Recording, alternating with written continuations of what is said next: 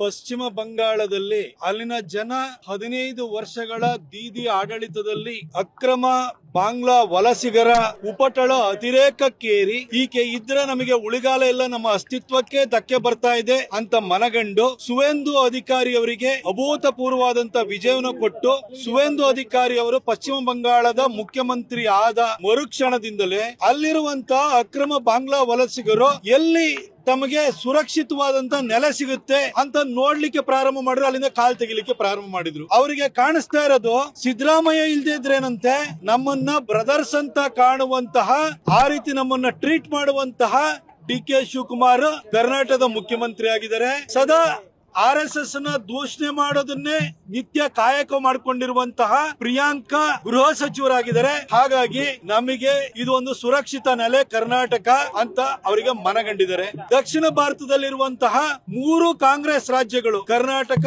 ಕೇರಳ ಮತ್ತು ತೆಲಂಗಾಣ, ಈ ಭಾಗಕ್ಕೆ ದೊಡ್ಡ ಪ್ರಮಾಣದಲ್ಲಿ ಪಶ್ಚಿಮ ಬಂಗಾಳದಿಂದ ಕಾಲ್ಕಿತ್ತವರೆಲ್ಲ ಇಲ್ಲಿ ಬರ್ತಾ ಇದ್ದಾರೆ. ಅದರಲ್ಲೂ ವಿಶೇಷವಾಗಿ ನಮ್ಮ ಮೈಸೂರಿಗೆ, ನಮ್ಮ ರೈಲ್ವೆ ಸ್ಟೇಷನ್ಗೆ ದಂಡಾಗಿ ಹಿಂಡಾಗಿ ಅಕ್ರಮ ಬಾಂಗ್ಲಾ ವಲಸಿಗರು ಬರ್ತಾ ಇದ್ದಾರೆ ಅನ್ನೋದು ಕಳೆದ 1 ತಿಂಗಳಿಂದಲೇ ಮಾಹಿತಿ ಇದೆ. ಅದ್ರ ಬಗ್ಗೆ ವಿಡಿಯೋಗಳು ಬಂದಿದ್ದಾವೆ. ಇನ್ಸ್ಟಾ ಇನ್ಫ್ಲೂಯೆನ್ಸರ್ಸ್ ಗಳು ಹಾಕಿದ್ದಾರೆ. ಬಹಳಷ್ಟು ಜನ ನಾಗರಿಕರು ವಿಡಿಯೋ ಮಾಡಿ ಹಾಕಿದ್ದಾರೆ. ನಾಗರಿಕರ ಅಡ್ಡಗಟ್ಟಿ ಕೇಳಿದ್ದಾರೆ. ಎಲ್ಲ ಘಟನೆ ನಡೀತಾ ಇದ್ರು ಕೂಡ ಗೃಹ ಸಚಿವರು ಮಾತ್ರ ಬರೀ RSS ಅನ್ನ ಪ್ರತಿನಿತ್ಯ ಕೂಡ ರಿಜಿಸ್ಟ್ರೇಷನ್ ಮಾಡ್ಕೊಂಡಿದ್ರಾ ಇಲ್ವಾ ಅಂತ ಕೇಳೋದನ್ನೇ ಮಾಡ್ತಾ ಇದ್ದಾರೆ. RSS ಅನ್ನೋದು ಅದು ಸಿದ್ಧಾರ್ಥ ಬುದ್ಧ ಟ್ರಸ್ಟ್ ಮಾಡ್ಕೊಂಡು KIDB ಜಾಗ ಹೊಡೆಯುವಂತ ಉದ್ದೇಶಕ್ಕೋಸ್ಕರ ಸ್ಥಾಪನೆ ಆಗಿರುವಂತ ಸಂಸ್ಥೆ ಅಲ್ಲ. ಅದಕ್ಕೆ ರಿಜಿಸ್ಟ್ರೇಷನ್ ಬೇಕಾಗುತ್ತೆ. 6 ಎಕರೆ KIDB ಜಮೀನ್ ಹೊಡಿಬೇಕು ಅಂದ್ರೆ ಅಂತ ಸಂಸ್ಥೆಗಳು ರಿಜಿಸ್ಟ್ರೇಷನ್ ಮಾಡ್ಕೊಂಡು ಸುಳ್ಳು ದಾಖಲೆಗಳನ್ನ ಕೊಟ್ಕೊಂಡು ಭೂಮಿಯನ್ನ ಪಡ್ಕೊಳ್ತಾರೆ. ಆದ್ರೆ RSS ಇರೋದು ಸಮಾಜ ನಿರ್ಮಾಣಕ್ಕೆ ಬಂದಿರುವಂತ ಸಂಸ್ಥೆ.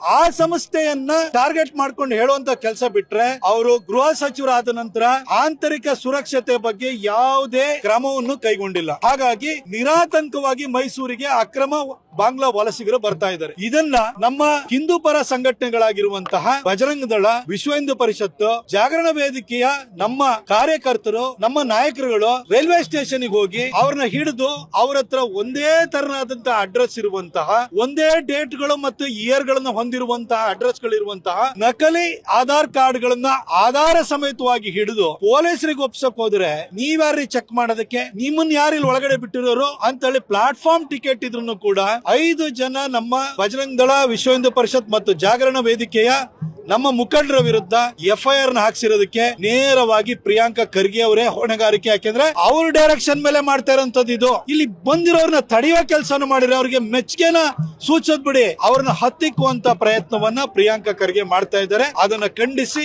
ಇವತ್ತು ನಾವು ಪ್ರತಿಭಟನೆಯನ್ನ ಮಾಡಿದೀವಿ. ನಮ್ಮ ಎಲ್ಲಾ ಮುಖಂಡರುಗಳು ಕೂಡ ಮಾತನಾಡಿದ್ದಾರೆ. ನಾನು ಮೈಸೂರಿಗರನ್ನು ಕೂಡ ಇಲ್ಲಿನ ಒಬ್ಬ ನಾಗರಿಕನಾಗಿ ಕೇಳ್ಕೊಳ್ತೀನಿ, ಪ್ರಿಯಾಂಕಾ ಖರ್ಗೆ ಅಂತಹ ಗೃಹ ಸಚಿವರು ಇರುವಾಗ, ಬ್ರದರ್ಸ್ ಅಂತ ಕರೆಯುವಂತ ಡಿ.ಕೆ. ಶಿವಕುಮಾರ್ ಮುಖ್ಯಮಂತ್ರಿ ಸ್ಥಾನದಲ್ಲಿ ಇರುವಾಗ ಈ ತರ ಅಕ್ರಮ ವಲಸಿಗರು ನಿರಾತಂಕವಾಗಿ ಬರ್ತಾನೆ ಇರ್ತಾರೆ. ದಯವಿಟ್ಟು 200 ರೂಪಾಯಿಗೋ 300 ರೂಪಾಯಿಗೋ ಕೆಲಸದವ್ರು ಸಿಗ್ತಾರೆ ಅಂತ ಹೇಳಿ ತೀರಿಸ್ಕೊಳಕ್ ಹೋಗ್ಬೇಡಿ. ಇದು ಭವಿಷ್ಯಕ್ಕೆ ನಾವು ಗಂಡಾಂತರವನ್ನ ತಂದಿಟ್ಕೊಂಡಂಗಾಗುತ್ತೆ. ನಮ್ಮ ಕೊಡಗು, ಮಲೆನಾಡು ಭಾಗದವರಿಗೂ ಕೂಡ ನಾನು ಮನವಿ ಮಾಡ್ಕೊಳ್ತೀನಿ, ಈ ರೀತಿ ಬಂದವ್ರ ಬಗ್ಗೆ ನೀವು ಎಚ್ಚರಿಕೆಯನ್ನು ಇಟ್ಕೊಳ್ಳಿ. ಯಾಕಂದ್ರೆ ಆಂತರಿಕ ಸುರಕ್ಷತೆಯನ್ನ ಕಾಪಾಡಬೇಕಾದಂತ ವ್ಯಕ್ತಿಗಳೇ ಅಕ್ರಮ ವಲಸಿಗರನ್ನು ಬರಮಾಡ್ಕೊಳ್ತಾ ಇರೋದ್ರಿಂದ ನೀವಾದ್ರೂ ಎಚ್ಚೆತ್ಕೊಳ್ಳಿ ಅಂತ ಹೇಳಿ ಕೇಳ್ಕೊಳ್ತೀನಿ.